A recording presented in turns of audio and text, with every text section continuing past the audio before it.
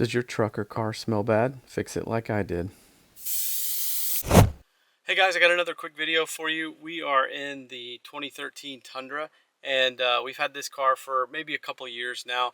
And I guess it's a truck, pickup, whatever you want to call it. But we've had this vehicle for a couple years now, and it just has kind of a lingering smell to it. It's not terrible.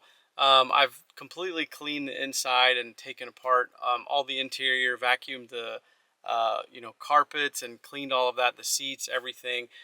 So I know it's not something that's like continuing to cause a problem, but I really want to just eliminate the odors altogether. And so to do that, what I have is ozonium. Basically, it's a fogger to eliminate odors. And so what we're going to do, so we're going to set that right there. We are going to start the car.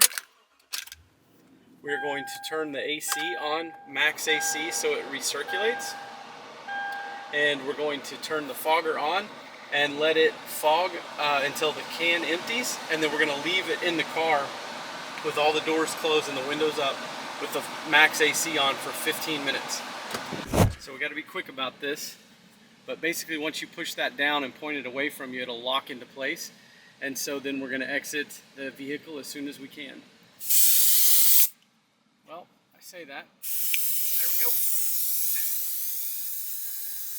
Wow, the smell is completely gone. That's honestly much better than I expected.